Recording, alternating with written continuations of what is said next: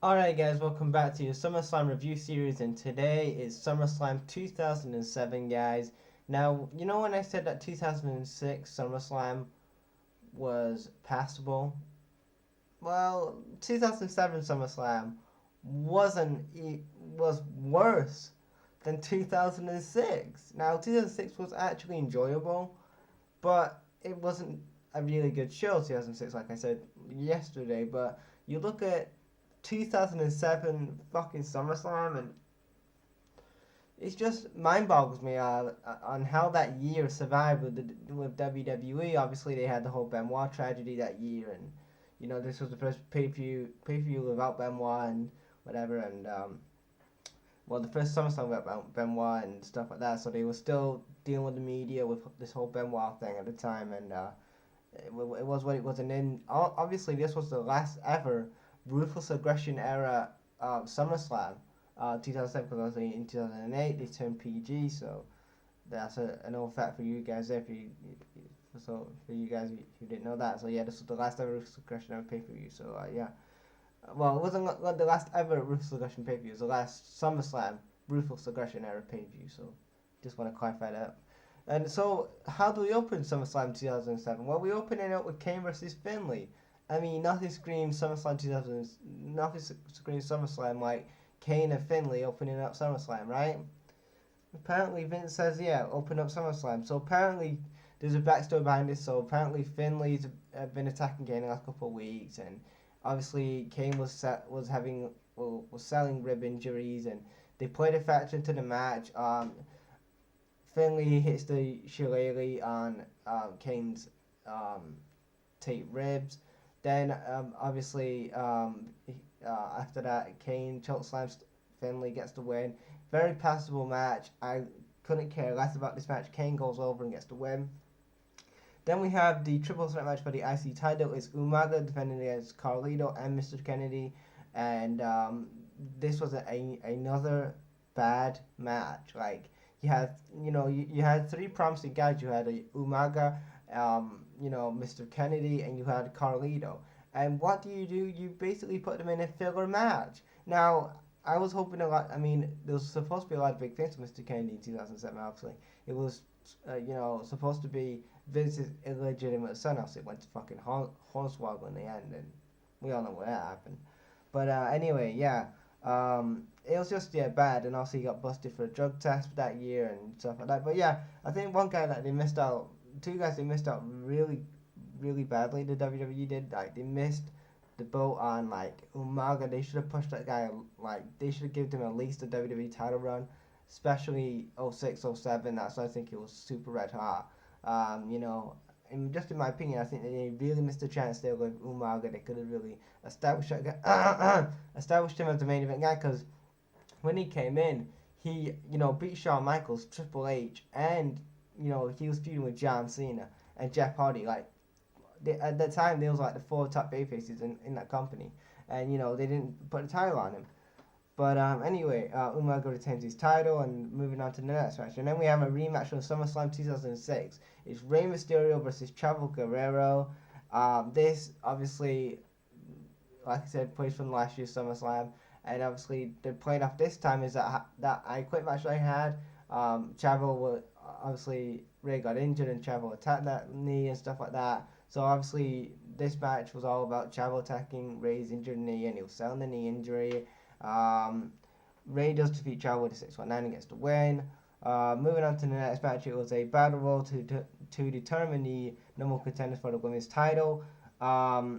Nothing really to talk about really in this match, apart from you had a young Beth Phoenix in this match and a young Michelle McCool in this match. And obviously Beth Phoenix would go on and win would win the battle royal and become the next women's champion. Become the next one contender. And then we had John Morrison versus CM Punk. Now, I look at this in 2017, 10 years later, and I'm thinking to myself, where did the WWE go wrong with these two guys? Like, they were so great in the ring, and they were, obviously CM Punk had the better mic skills than Morrison. We all know that. But why did they miss the boat with these two guys? Especially with CM Punk, 2011, you thought that maybe we would have the, second coming of Steve Austin, like in 2011, but they dropped the ball. They dropped the ball on it, and I cannot even count the countless times that John Morrison was fucking lost in the shuffle. He was like 1 minute he would get a push, especially 2010, 2011. He was like the man on that Raw brand before WrestleMania, and I remember him getting like huge of praises from fans saying he's the next Shawn Michaels. Like I don't like people comparing him to Shawn Michaels or any wrestler in general getting compared to anyone, because I think they should be their own characters, not just compared to he's the next Shawn Michaels, so he should be great, whatever. But yeah, they really dropped the boat with these two guys, and both guys are not in the company anymore. CM Punk walked out in 2014, and also John Morrison left in 2012. So yeah, both guys are not in the company anymore, and yeah, John Morrison is kicking ass on Lucha Underground right now, and yeah, I know there's been rumors of him going back to WWE. I would like to see John Morrison return. Maybe he would help the NXT guys out though. I don't know if they'll give him a world title push, but who knows? Maybe they will do. But yeah, I'd like to see John Morrison return any day. I was a fan of him. I am still a fan of John Morrison, and yeah, CM Punk, I don't think he'll return for many years yet. I think maybe 5 to 10 years, maybe we'll see CM Punk back, but he'll come back soon as well. So yeah. Then after that, we had Triple H, the return of Triple H. Yeah, Triple H did return because he had a knee injury. He returned and faced King Booker, a rematch from WrestleMania 19. And like WrestleMania 19, Triple H went over, and he beat Booker T again. I don't get this. So we have this match, a rematch from WrestleMania 19, when I really thought the WWE was going to give the win to Booker T. But again, another bad booking decision by the WWE. You give it to the guy who's returning in Triple H. Now, I am a huge Triple H fan, you guys know that. But give it to Booker T. He was an awesome heel between 2006 and 2007 in the WWE. This was Booker T's best stuff. You know, the King Booker stuff was awesome. I enjoyed the hell out of it. He got like the best fucking. He had an awesome gimmick. I enjoyed it, and him losing to Triple H clean like that at SummerSlam, I just didn't like it. It just reminded me of WrestleMania 19 all over again.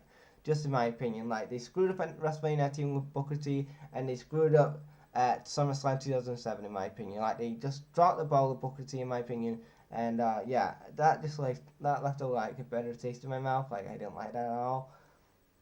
But anyway, Triple H wins the pedigree. It was a really really short match. And then we have the main event, and wow.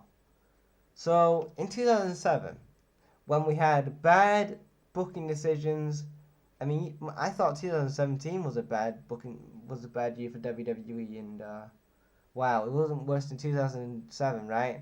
So we had Great Khali, your world's heavyweight champion, versus Dave Bautista. Just let that sink in for a moment, okay? Great Khali was the world's heavyweight champion in 2007. Okay. And you know what? This is why people do not watch the product anymore. Because they have shit like this. The worst SummerSlam match I've ever seen was the Great Khali and Batista. Oh my god, this was the drizzling shits of terrible. Oh my god, I don't really want to talk about it. Batista wins by DQ. I don't know how it finished. I think Rajin Singh comes in and helps Khali. It was some shit like that.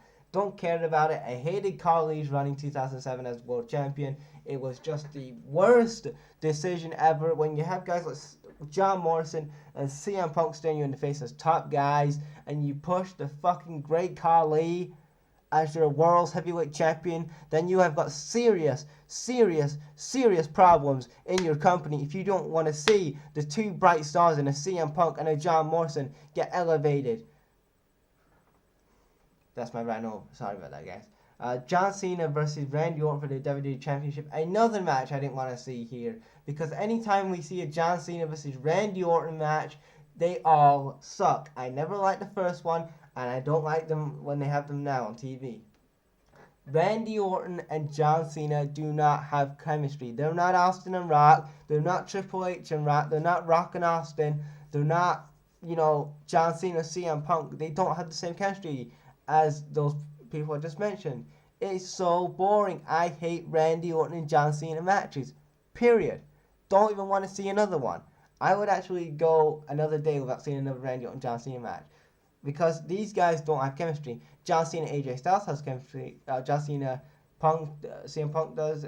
John Cena, any other opponent than Randy Orton, John Cena has chemistry with. Same with Randy Orton. Randy Orton has chemistry with Christian. Awesome actually with Christian. Edge, not Edge, but other guys like Shawn Michaels, he's had a good match with. But yeah, John Cena and Randy Orton do not have chemistry. Period, WWE. And this match went 21 minutes long, and I was bored. John Cena wins with an AA, and that was it. A typical Cena Orton match, which was fucking boring. And it summed up this whole SummerSlam 2007. Just should never get mentioned ever again, because it was the drizzling shits of SummerSlam 2007. It was terrible. No wonder it was a bad year in 2007. No, I know why now. This card sucked. SummerSlam 2007, I don't know what's worse, SummerSlam 2001 or SummerSlam 2007. I don't know. I think 2007 just actually wins the award for the worst SummerSlam. I mean, I said some of the 90s were bad. You look at your 92 to I won't say 92, but 93 to 95. That was your worst SummerSlams. And then you get to the 2000s, and you have 2001 SummerSlam, which sucked. And then 2007 SummerSlam, which was fucking boring. Okay, let's end this shit before I even go into a rant. Thank you guys for watching this video, and I'll check you later.